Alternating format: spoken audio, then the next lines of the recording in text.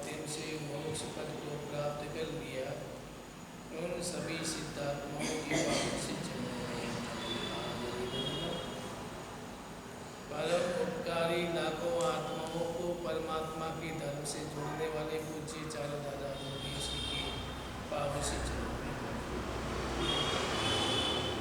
परम पूज्य गणनायक श्री सुख सागर जी महाराज साहिब की पावन से चरणों में परम पूज्य आचार्य सम्राट श्रीमद जिनकांति सागर सुरेश्वर जी महाराज साहिब की पावन से चरणों में भावसागर से गुरुति नैया को सहारा देने वाले मेरे श्रद्धा के केंद्र परम पूज्य गुरुदेव दत्ताधिपति आचार्य श्रीमद जिन मणिप्रभ साहिब की पावन से चरणों में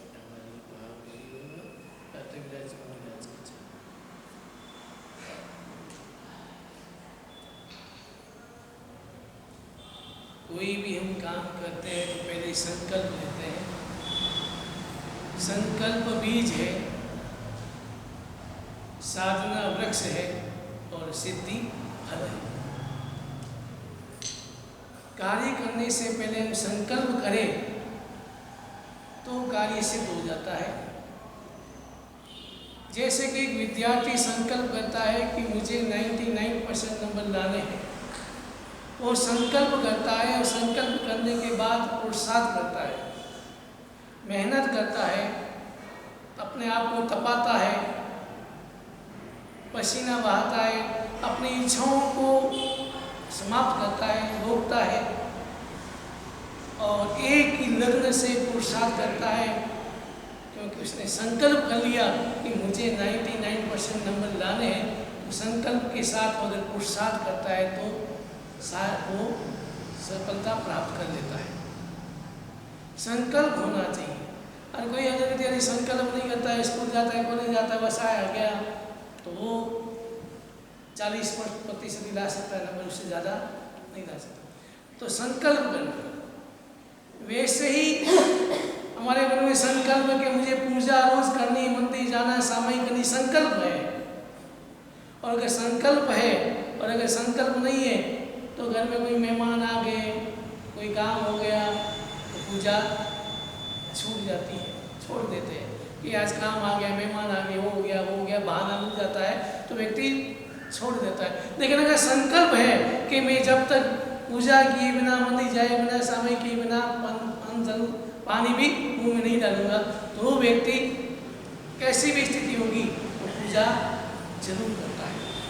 ये संकल्प उसका।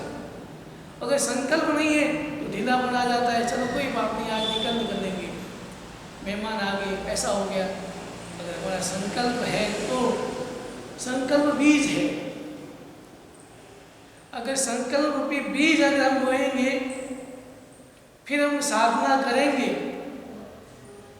साधना यानी बीज बपन करने के बाद उसके पानी भी चाहिए, अनुकूल हवा भी चाहिए, प्रकाश भी चाहिए, तब जाके वो पेड़ बढ़ता है।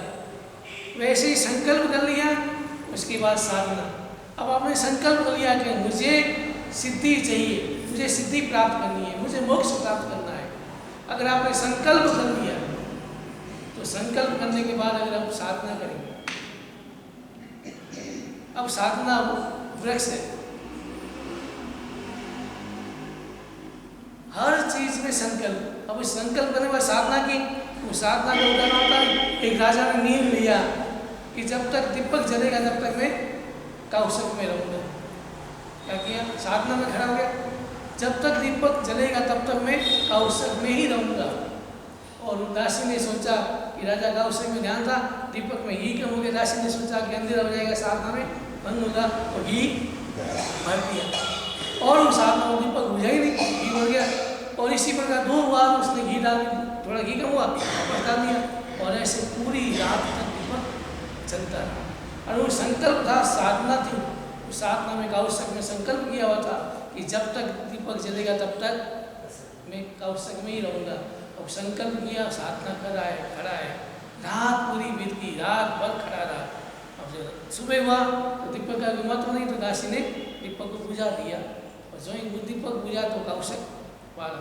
लेकिन रात भर खड़ा रहा, शरीर अकड़ गया, शरीर को थकान आ गई, और शरीर से अगर सोया गिरा और गिरते ही कहाँ पहुँच गया? देवलोक। मनुष्य गति से कहाँ पहुँच गया? देवगति। क्यों, कैसे पहुँचा देवगति में? क्या किया उसने? संकल्प और साधना। संकल्प और साधना की तो मनुष्य देव बन गया। वैसे ही मनुष्य से संकल्प करे मुझे मोक्ष चाहिए, तो अगर ऐसा संकल्प करे और ऐसी साधना करे कि संकल्प के साथ साधना करे, तो हमारा जन्म महापदेश क्षेत्र में हो जाए। और महापदेश क्षेत्र में हो जाए तो फिर क्या मिल जाएगा? सिद्धि मिल जाएगी, फल मिल जाएगी। बीज डालेंगे, वृक्ष हुआ, वृक्ष हुई तो फल मिलेंगे। और फल कैसे मिलेंगे? ऐसे नहीं मिलता है। महापदेश क्षेत्र में जन्म होने से फल नहीं मिलेगा, मोक्ष नहीं मिलेगा। वहाँ भी पुरुषार्थ करना पड़ता है, मेहनत करनी पड़ती है, मेहनत के फल मीठे होते हैं। वहाँ भी संयम लेना पड़ता है। 8 वर्ष की उम्र में संयम लेते हैं और संयम लेकर के कर्म अक्षय करते हैं, साधना करते हैं, तब जब आराधना साधना करके कर्म अक्षय करके केवल ज्ञान को प्राप्त करते हैं और बाद में आध्यात्मिक कर्म का विषय करके मोक्ष को प्राप्त करते हैं। तो पहले नंबर संकल्प, फिर साधना और फिर सिद्धि। अब आपका संकल्प क्या है? आप क्या संकल्प करके चलते हैं? आप 2 रंग का संकल्प करते हैं, मुझे सिद्धि भी चाहिए और मुझे संसार का सुख भी चाहिए। संकल्प ये कहते हैं कि आज व्यापार अच्छा चले, धंधा अच्छा चले, थोड़ा लाभ अच्छा हो जाए। अभी दीपावली की सीजन है तो थोड़ा धंधा अच्छा चले, थोड़ा प्रॉफिट ज़्यादा हो, तो व्यक्ति उस समय में साधना ही भूल जाता है। फिर जल्द दुकान ही दिखी, क्योंकि अभी गिराई की अभी सीजन है, तो बाकी कम थोड़ा धर्म आराधना कम करे, दुकान में ज़्यादा दे। ये संकल्प क्या आपका? संसार का संकल्प, तो आपको वो दुकान दिखेगी और आप वहाँ पहुँच जाएंगे।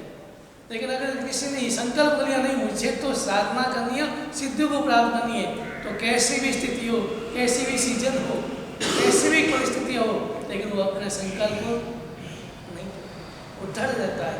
और दृढ़ संकल्प से ही व्यक्ति आराधना साधना करके साधना करता है। और दृढ़ संकल्प के साधना वही सिद्धि को तक पहुँचाती है। अब यहाँ देखिए शिवपाल की भी स्थिति देखिए।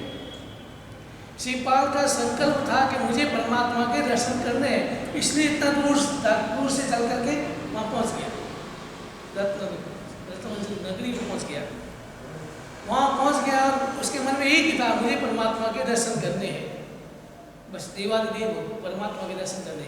तो भीड़ थी, जो ही दरवाज़ा खुला उनके हाथ से और लोगों ने जय जयकार की, लोगों ने उसके शिवपाल की ईर्ष्या भी की।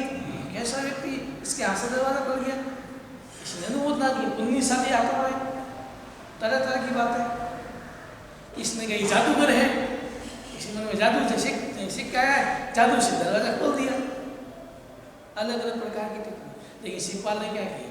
पीछे मुड़ के भी मुझे परमात्मा के दर्शन करने हैं, बस देवादिदेव दरवाजा खुल गया, तुरंत निशी बोल के परमात्मा के मंदिर पहुँच गया और सीधे आराधना करने लगा, पूरी परमात्मा की स्तुति करने लगा। लोग राजा देखते रहे कि परमात्मा की स्तुति करें, रोज इंतजार करें, लोग मदन मंजरी माला लेके खड़ी इंतजार कर रही है। लेकिन वो कोई जल्दबाजी, अगर आप मंदिर में गए, कोई दोस्त बाहर खड़ा है तो भाई ठीक है खूब ठहर के मंदिर जाके आता हूँ, आप क्या करते हैं? मंदिर रुकते फटाफट दर्शन किया और बाहर। यहाँ शिवपाल को लेके सारे लोग इंतजार कर रहे थे, माला लेके मंदिर खड़ी है, फिर भी शिवपाल ने आराम से परमात्मा की भक्ति, परमात्मा की स्तुति, परमात्मा के देवादिदेव भगवान के दर्शन पूजन, जो भावों से, जो श्रद्धा से, जो समर्पण से, जो परमात्मा के रोम रोम में परमात्मा को बसा करके उसके रोम रोम में नौपत विराजमान थे, हृदय में नौपत का ध्यान विराजमान थे, इसलिए रोम रोम से परमात्मा ही विराजमान। और परमात्मा की स्तुति की, कोई मन में जल्दबाजी नहीं, कोई बाहर की परिस्थिति का कोई प्रभाव नहीं। यही मंदिर दर्शन ऐसे हमारे हो जाए, बाहर का कोई भी प्रभावित नहीं करे। मैं परमात्मा के मंदिर में पहुंच गया हूँ, अब मुझे बाहर की परिस्थितियाँ कोई प्रभावित नहीं करे। इसलिए अब निश्चय बोलते हैं, मैं पहले निश्चय वो संसार के संबंध विचार नहीं करूँगा, आधे तो छोड़ दूँ, बाकी अंदर भी जो भी है उससे मैं प्रभावित नहीं हूँ। मेरा मन बस मुझे तो केवल क्या चाहिए, दिखना चाहिए केवल परमात्मा।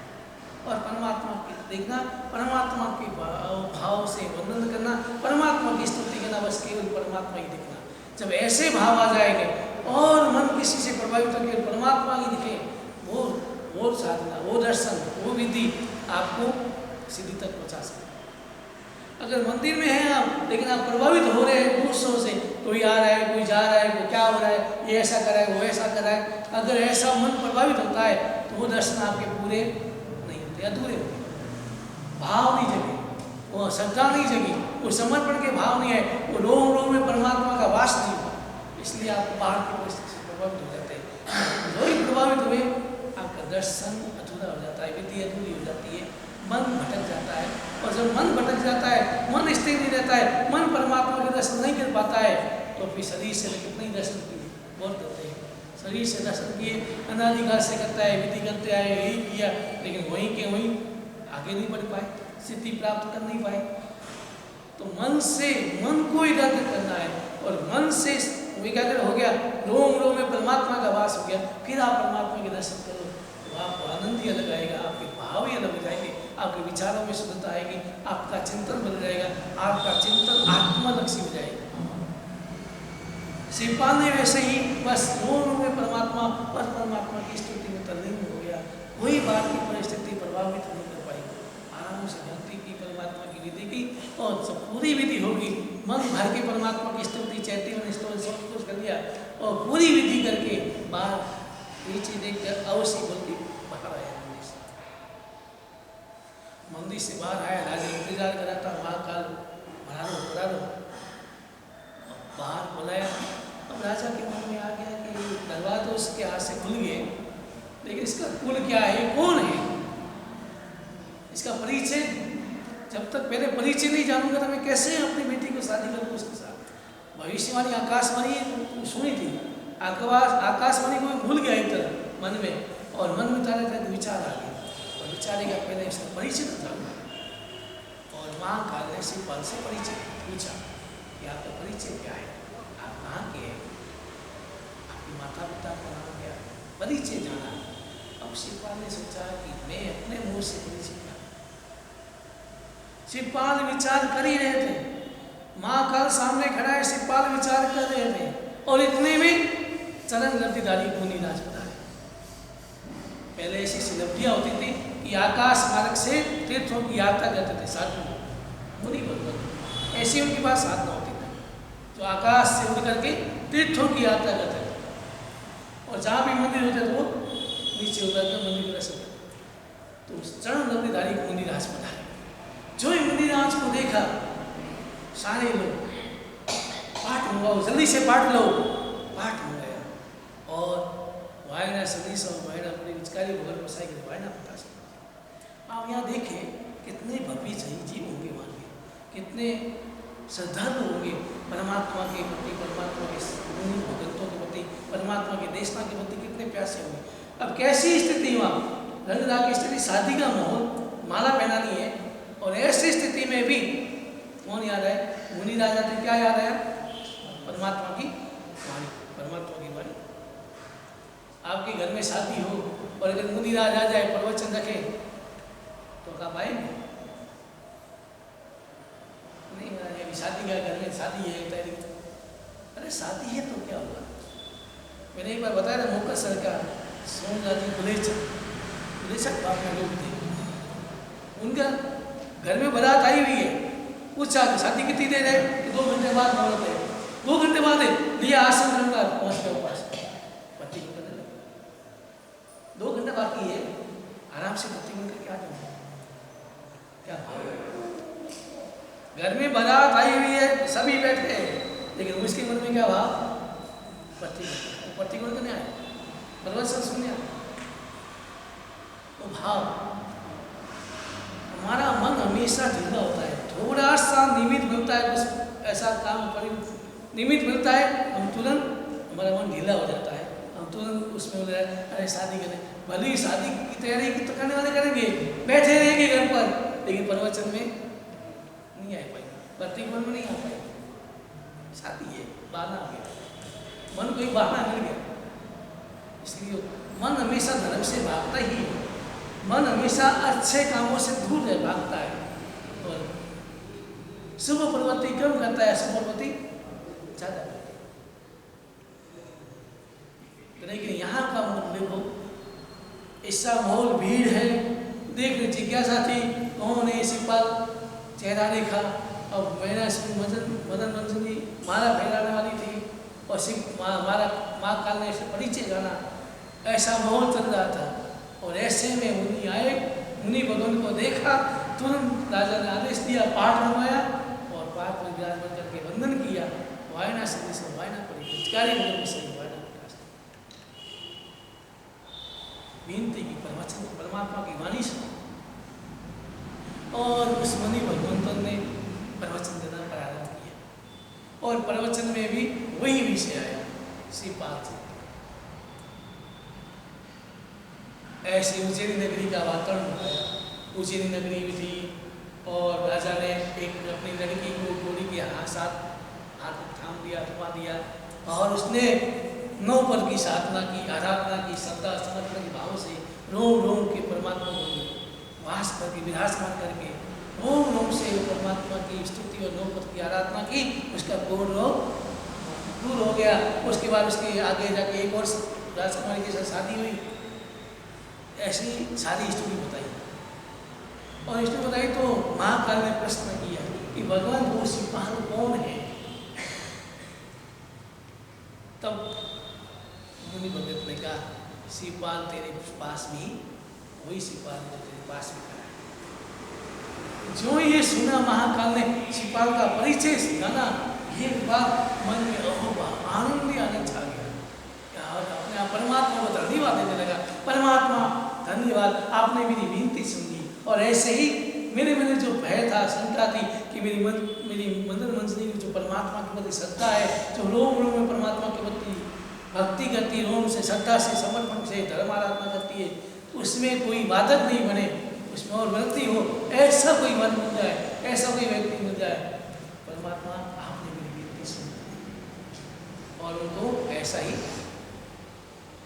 ऐसा मन हो गया जो खुद धार्मिक हो, धर्मिष्ठ हो, जो खुद परमात्मा को रोम रोम बसा के रखता हो, बसाया है, उसको तो और ज़्यादा धार्मिक रहती है।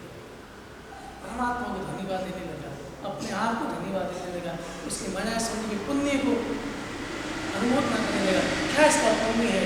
पुण्यशाली आत्मा है कि मेरे घर में जन्म हुआ और उससे पुण्यशाली आत्मा इसको ऐसे गुरु का धर्म का वातावरण मिला और उसके धर्म के प्रति श्रद्धा जग गई, धर्म में जुड़ गई, रोम में परमात्मा और परमात्मा की वाणी बसा दी।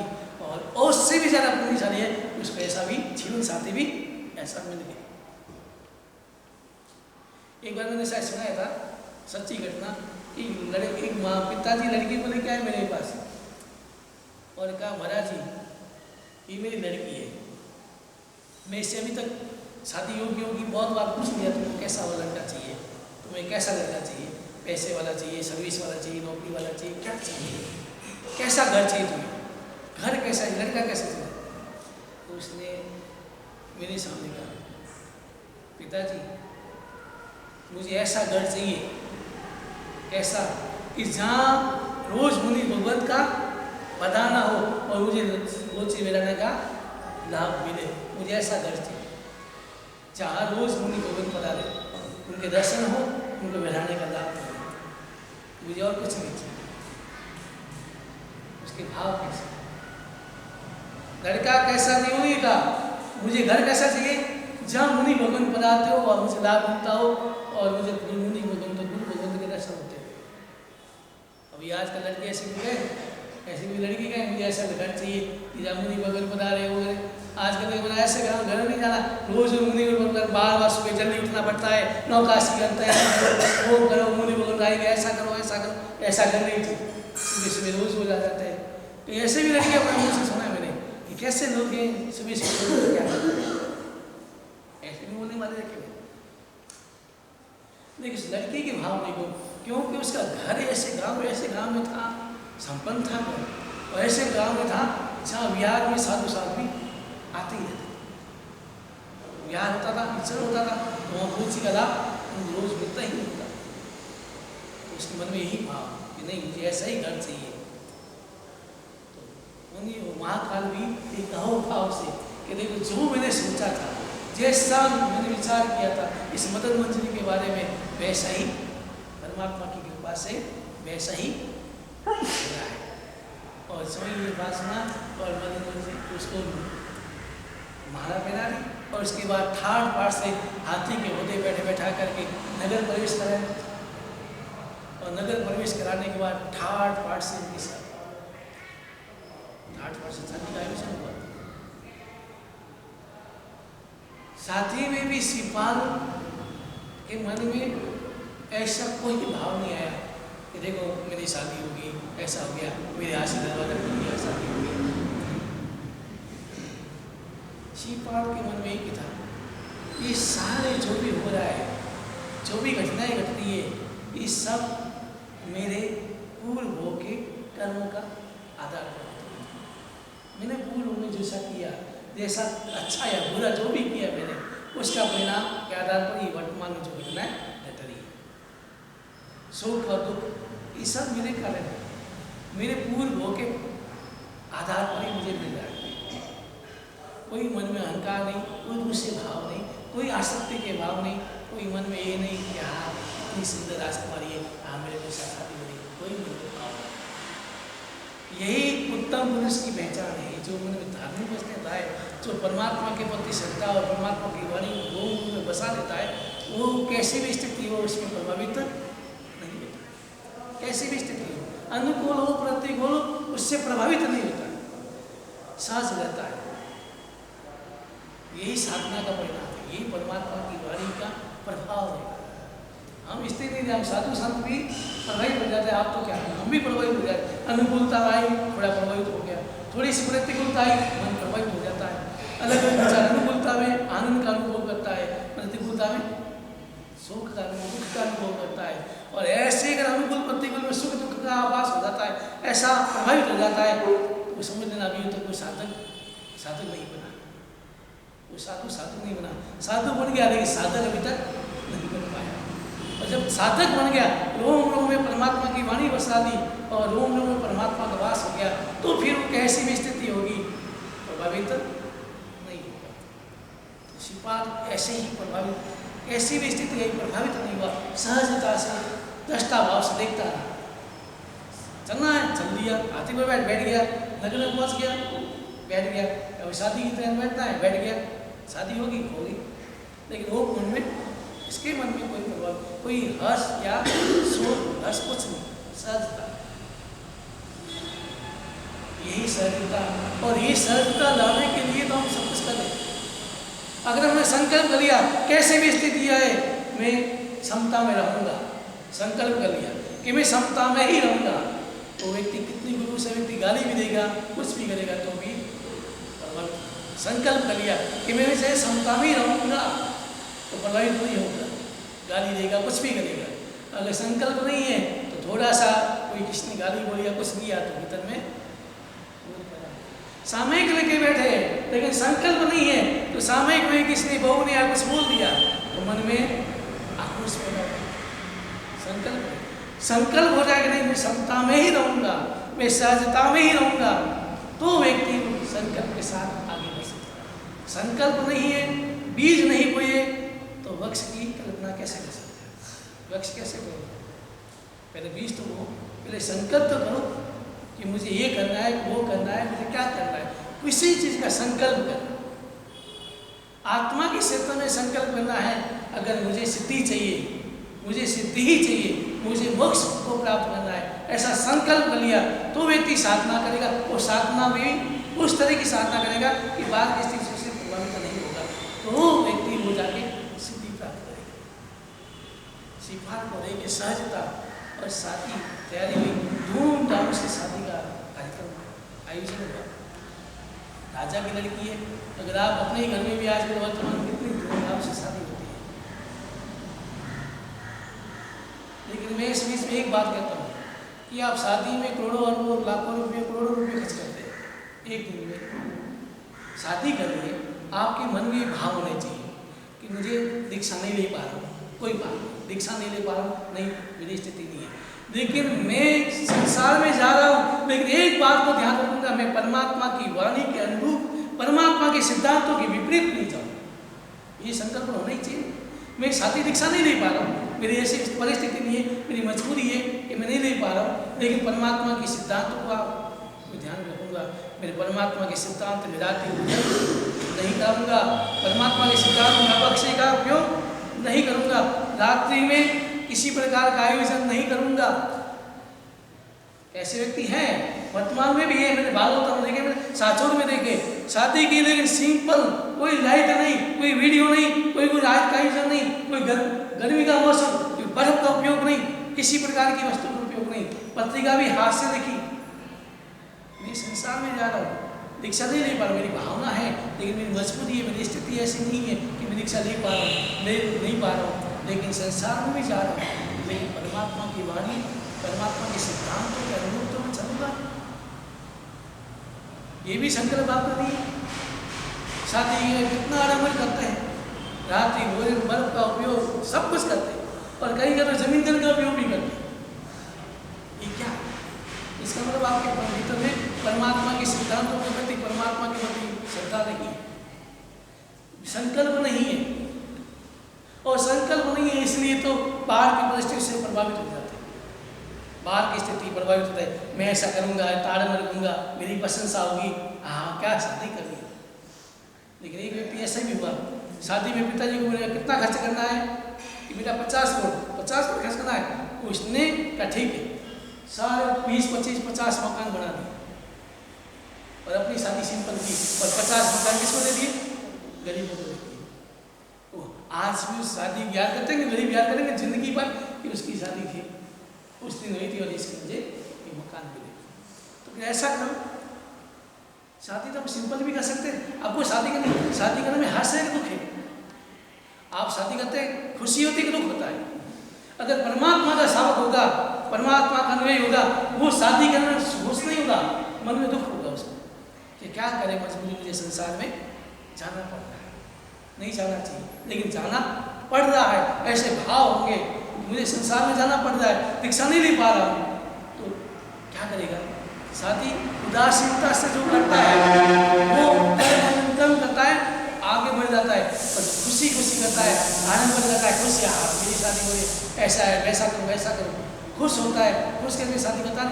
तो कभी इसके मन में धर्म का प्रभाव होता है, और जिसके धर्म का प्रभाव होता है, परमात्मा की वाणी का प्रभाव होता है, परमात्मा हृदय में बसे होते हैं, तो शादी भी करेगा तो उदासीनता से, मन से नहीं करेगा, खुशी होती नहीं करेगा। और जो उदासीनता करेगा वो अपने आप धर्म के आधार पर ही करेगा। नहीं, मुझे परमात्मा की वाणी से विपरीत नहीं जाना है, परमात्मा के सिद्धांतों से विपरीत नहीं जाना है। मेरे धर्म, मेरी पहचान, मैं परमात्मा के जैन हूँ, मेरी पहचान है। और जैन कभी, सब कहते हैं कि जैन कभी रात्रि भोजन नहीं करते, बाहर में ऐसा प्रभाव है आपका, ऐसा प्रचलन है कि जैन कभी रात्रि भोजन नहीं करता है, और फिर हम शादियों में रात्रि भोजन करते हैं। तो लोग क्या करेंगे? हमारे धर्म रंगली उठती है कि नहीं उठती?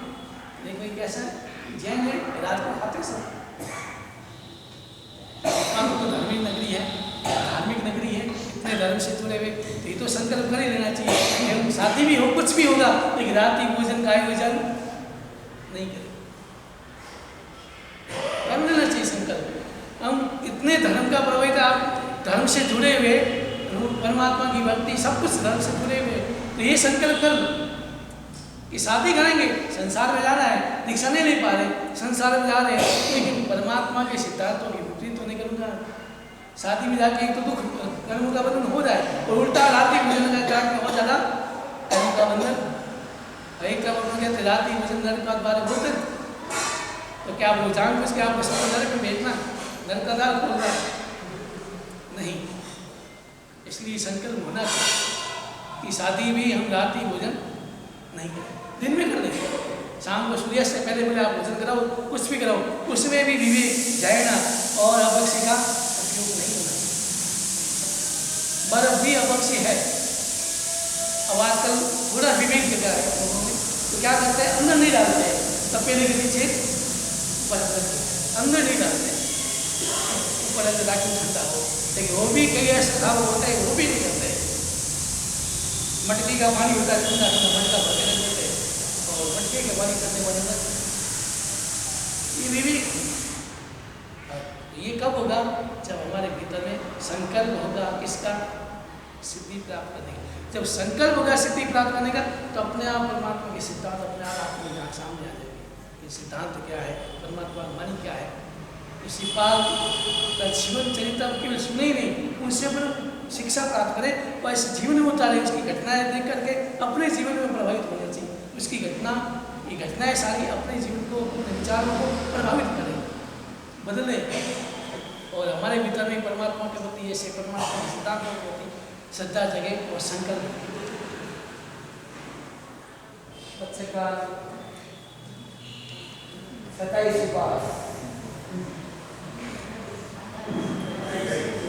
सूर्य हो गए अपने प्रेम प्यारे वैष्णव गाय सही मन ससागन बनी ठाम या माता के सेवा से तगड़ पाना बसी 60 बसी मुझे गाना तक ससागन बच्चे गाना ने सामने सब सेवा से तगड़ पाना सदैव वाले वचन में सचित